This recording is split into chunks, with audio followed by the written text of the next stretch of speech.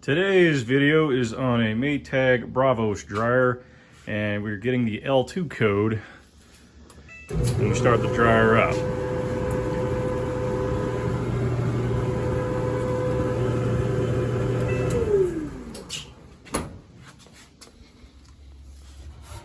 We're also not getting any heat.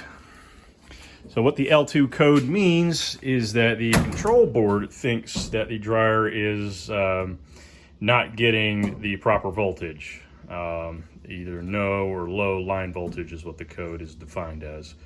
So what we're going to be doing is some live voltage testing on this to see if that's true. If the voltage coming from our wall outlet to the dryer, to the control board, see where the problem lies. Now, that being said, in doing live voltage testing, if you are not handy or comfortable or just don't feel qualified for that, please call a professional.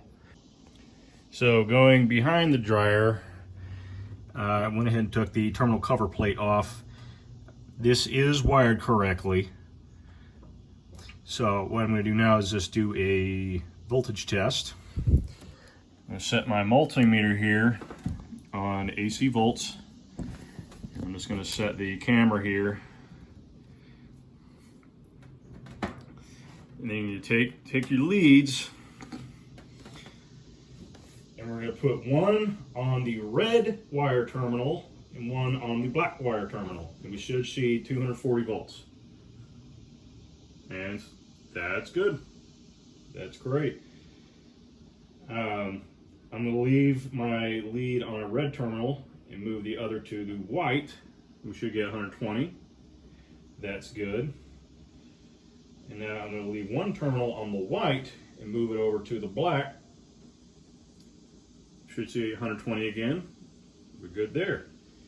Now I'm going to leave one lead on the white, move the other to the green, the ground, to see if we get any voltage there, and we shouldn't. So there's no shorts, no apparent shorts in the major circuit coming from the plug, and we're definitely getting proper voltage. So next we're going to look at the circuit board. For disassembly, we're going to unplug the dryer. So we're going to take the top console panel off, and to do that, hit this screw, and this screw. So we got the control panel detached, but not unplugged. We can leave it plugged in, and we can just shuffle it over to the side, and we have our main control board here.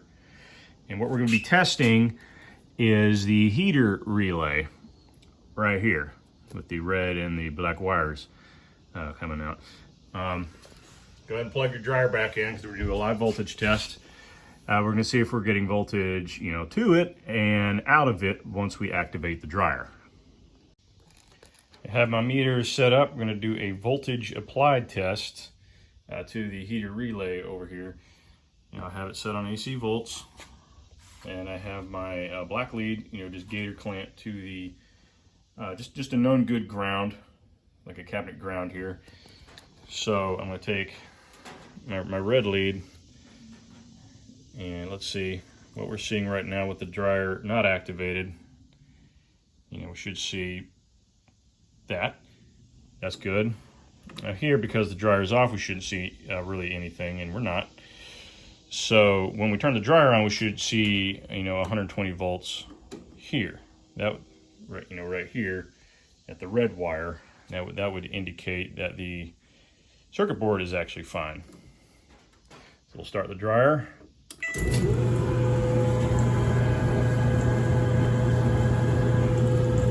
And we are getting proper voltage there.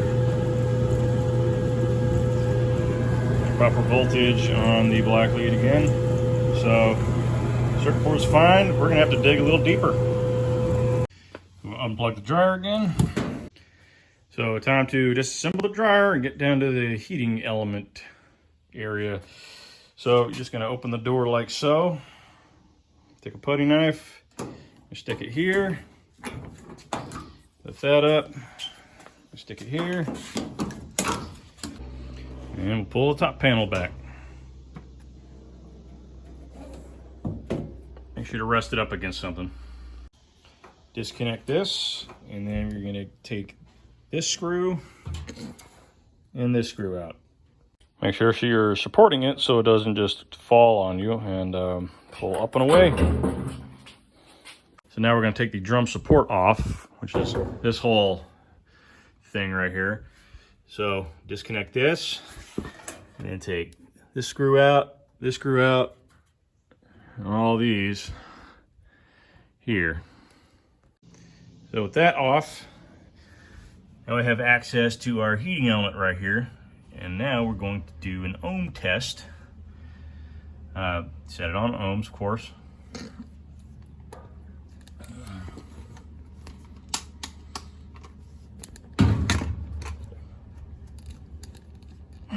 And these two wires here, we're going to put one lead here and the other here, and we're testing the heating element for continuity.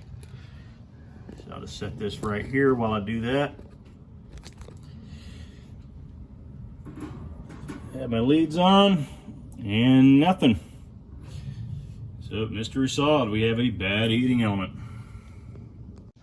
So now we're going to take the drum out so we can more easily disconnect the heating element. Just have an easier time removing and replacing that. So for these dryers, the belt is kind of back here. So this belt in the front actually spins this little fan, the blower wheel here. Now normally you would have to take off the back panel to get to the drum belt, but actually you can just reach in, and it's hard for me to really explain. You can just kind of feel where the tensioner, there's a tensioner, and where the motor pulley is, and you can just kind of disconnect them there just by feel. And you'll be able to take the belt off and get the drum out. So to remove the heating element, we're going to take this screw out, disconnect all this stuff, and it should just come right away. Got the new heating element in, so we're going to reassemble the element with the housing.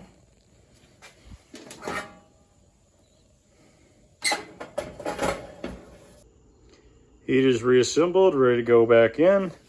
I went ahead and did continuity checks on my thermostat and my cutoff fuse here, and we're good to go. Also checked the heater, make sure the coils are touching the housing. Very important. Also take the liberty to vacuum out the dryer before reassembling. To have it all put back together, let's fire it up.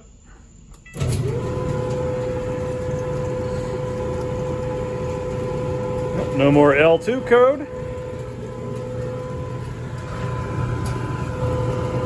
Now I'm feeling some heat. Problem solved. So L2 code said nothing necessarily about a heating element, but do your due diligence and find the actual problem, because that's all it was.